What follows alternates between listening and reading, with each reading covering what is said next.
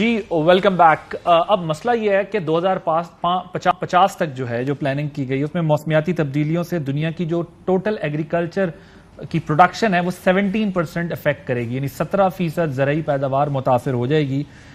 ये पूरी दुनिया के लिए है, लेकिन पाकिस्तान जो है वो पहले भी हमारे सामने बहुत मसाइल है, वहाँ उसमें से एक ये भी है। और हम एक चीज़ को रियलाइज़ नहीं कर रहे। अभी तक की जो असेसमेंट है वो 11 अरब डॉलर की है जो हमारा नुकसान हो चुका है। फाइनेंशियल लॉस जिसमें इंफ्रास्ट्रक्चर आपका तबाह गया है, एग्रीकल्चर आपकी ख़राब हुई है, आपके लिए और बहुत सारे प्रॉब्लम्स क्रिएट हुए हैं इस फ्लड से। आगे पूरी असेसमेंट होगी तो पता चलेगा कि ये क्या है। ज़ाहिर है आप एक्सपोर्ट्स करते हैं, आपकी अपनी फूड की रिक्वायरमेंट है डोमेस्टिक, वो किस तरह पूरी होगी अगर आपकी फसलें तबाह हो जाएंगी, आपको इंपोर्ट करना पड़ेगा, बहुत सारे मसाइल हैं। ये मुझे बताइएगा महमूद साहब कि ये जो सिचुएशन है, अब कोई एक जो टेक्नोलॉजी का इस्तेमाल है, हमारे किसान भी सोचते हैं कि जी ठीक है हमें अब उस तरफ जाना चाहिए कि हम अपना नुकसान खुद से कम कर लें। कब तक हुकूमतों को या जिम्मेदार ठहराया जा सकता है? खुद से भी कोई स्ट्रेटेजी बनाने की बात हो रही? जी आदिल, मैं गुजारिश ये करता हूं कि आप ये देखें कि ये कोई अभी की बात नहीं है। ये 75 साल का कज़िया है जो चलता आ रहा है। ज़राअत कभी भी जो है हुकूमतों की प्रायोरिटी नहीं रही, ज़राअत की तरफ तवज्जो नहीं दी जाती रही, और ना ही कभी मीडिया में इस तरह से प्रोग्राम जो होते हैं, जब तक इसको नेशनल डिबेट का हिस्सा नहीं बनाओगे तो आप यकीन करें कि अब आने वाला जो वक्त है उसमें अल्लाह माफ करे कि कहत साली के अलावा और कोई चीज नजर नहीं आ रही।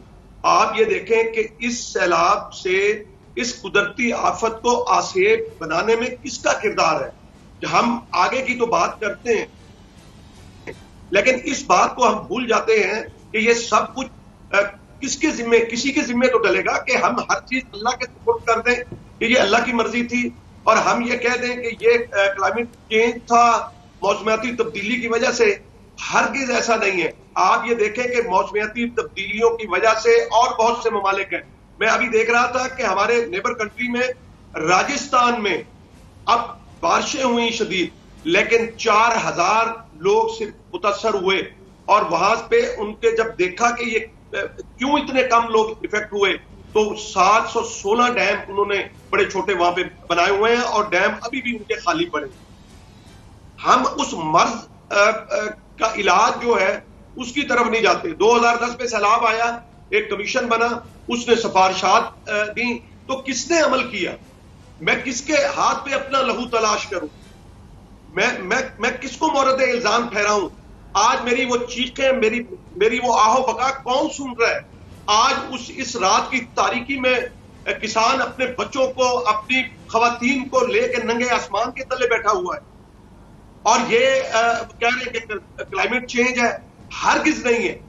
इनको मुझे बताएं कि 14 जून से बारिशें शुरू हुई, और जो जितने अपने इदारे थे उन्होंने इन्फॉर्म किया, तो क्या इन्होंने किया?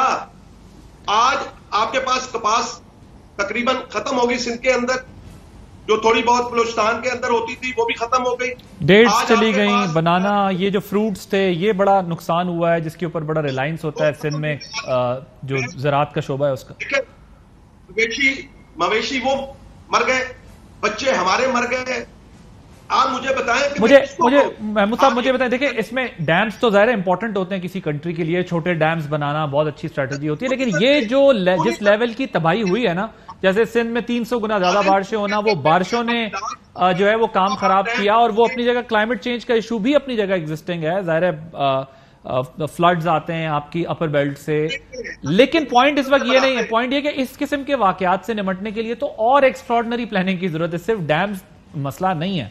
लेकिन अब आप ये बताएं कि किसान भी मिसाल के तौर पे काश्त में तब्दीली के लिए क्या कर सकते हैं? अपनी जो बजाई होती है, कटाई होती है, उसकी टाइमिंग को किस तरह ऊपर नीचे कर सकते हैं? क्रॉप वैरायटी किस तरह से चीज हो सकती है? पाकिस्तान में किसानों को सेंसिटाइज किस तरह किया जाए, उन्हें भी अवेयरनेस दी जाए कि हम इस किस्म के मसाइल से गुजरते हैं, तो हमें ये स्ट्रैटेजी बनानी चाहिए ताकि हमारा नुकसान कम हो।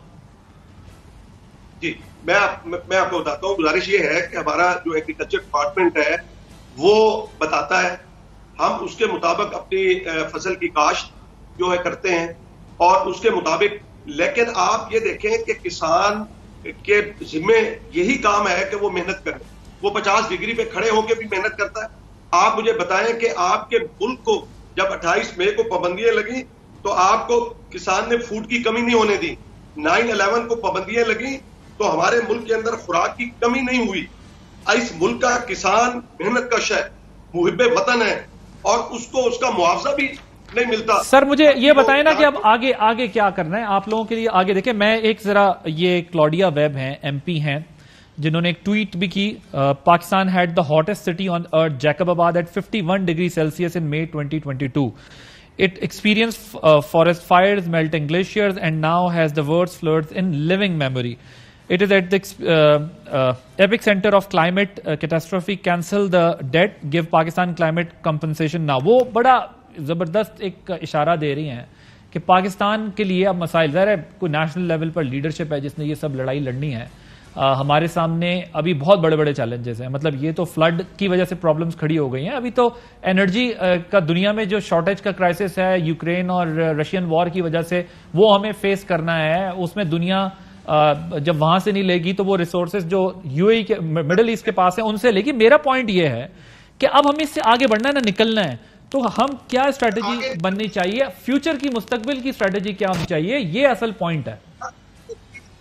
इस वक्त ये है कि आपके पास, आप देखें कि सब्जियां नहीं है, प्याज नहीं है, आपके पास टमाटर नहीं है, आपके पास गंदम का बहरान आने वाला। उसके लिए आगे हमें बढ़ने की जरूरत है। जो नुकसान हो गया, मैं तो मर गया, मैं तो जिंदा लाश हूं। मैं आपको कसम से ये बात कह रहा हूं कि मेरा अगर 1 एकड़ जो कपास का तबाह हो गया तो मेरा 80,000 रुपए मेरा बर्बाद हो गया। मुझे बताएं, ना तो मेरे साथ हुकूमत खड़ी होती है, ना मेरे साथ कोई इदारा खड़ा होता है, कोई प्राइवेट सेक्टर खड़ा होता है मेरे साथ। मुझे बताएं, मेरे जिम्मे तो मेहनत करना है। मैंने क्या स्ट्रेटेजी, मेरे में तो इतना दमखम नहीं है कि मैं वहां पे कोई छोटे छोटे डैम बनाऊं, कोई वहां पे इस तरह की चीज के जो बारिश का पानी वहां पे स्टोर हो जाए। ये तो हुकूमतों के करने के काम है। और इस तरह के जो आपने तजिया निगार अभी बुलाए हुए हैं, एक्सपर्ट्स बुलाए हुए हैं, उनकी बातों पे ये अमल कोई नहीं करता। इनको फुर्सत मिले तो, इनको रजीम चेंज से फुर्सत मिले, इनको जो बाकी अपने मामलात हैं उनसे फुर्सत मिले तो ये किसानों की बात सोचें। आज मुझे बताएं कि इतना बड़ा डिजास्टर है। अब गंदम का इशू मैं आपको बता दूं, आप कहते हैं कि करना क्या है। अब गंदम जो है, जो पड़ी थी हमारे पास, जो किसान 1 साल के लिए रखता है, वो उसकी बह गई, तबाह हो गई, हमारे खाने के लिए नहीं है। अब अगला जो फसल है उसके लिए हम आपके जो चैनल के तवज्जुह से ये हुकूमत को कह रहे हैं कि उसका ऐलान करें, 5,000 रुपए उसका जो है वो फी मन 40 किलोग्राम मुकर्रर करे। वो खाद जो 14,000 रुपए की, मैं आदल आप आए, मैं आपको बताऊं कि मेरे में हिम्मत नहीं है, मैं कहां से खरीदूंगा। 2 एकड़ में 2 बोरी डलती है, मैं 1 बोरी के भी पैसे मेरे पास नहीं है। अगर मैं डीएपी नहीं डालूंगा तो पैदावारी सलाहियत नहीं बढ़ेगी। आप गंदम